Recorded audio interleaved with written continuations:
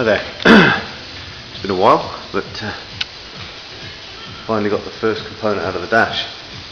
It's dusty, it hasn't been polished or buffed at all, it's literally just as it's come out with some dust from the trimming. And the finish is pretty good already, so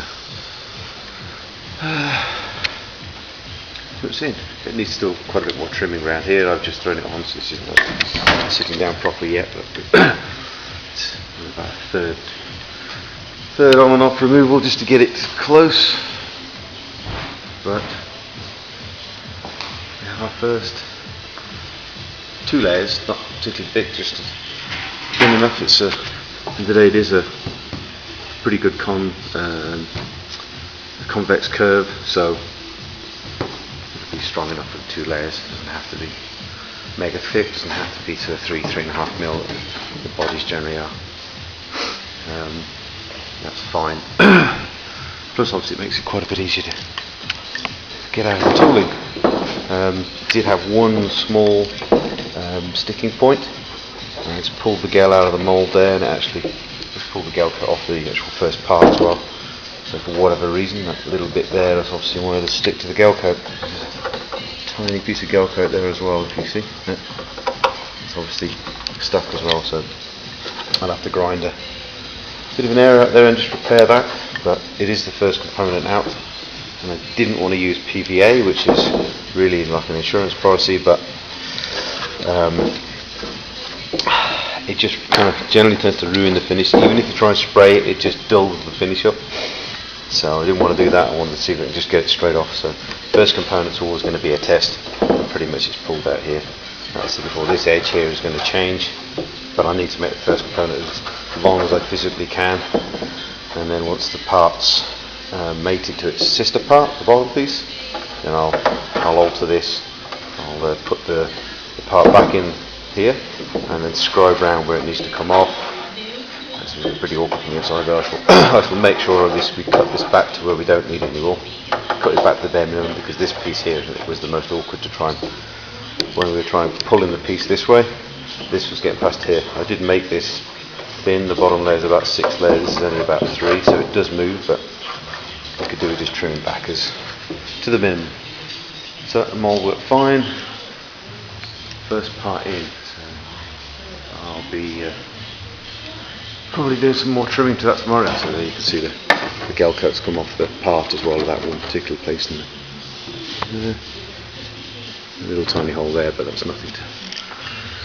I say this is probably not going to be the one I use. This is just going to be the first one, just to get all my gaps and spacing right, and I'll probably end up wrecking this doing the bottom piece to find out where exactly mate and how I mate it. Will I do a horizontal line and just clamp the two together?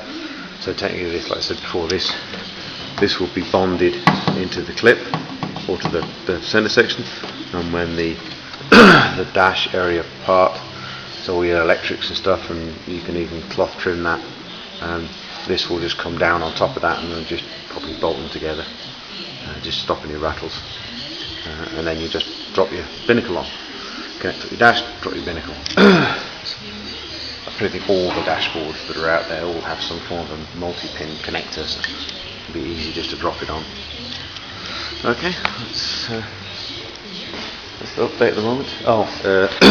Met a very interesting chap who lives extremely locally to me, which is handy. He's like only a kilometre or so away, who happens to be a professor at welding at the local college, which is kind of handy.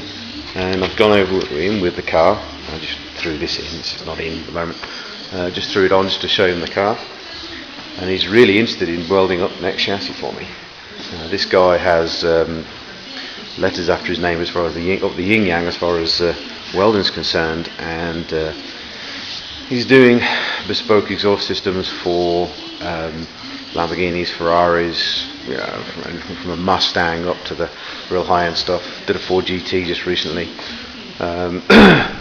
Now he's using anything from Inconel, titanium, aluminum, which I thought was aluminium, I'll say it right.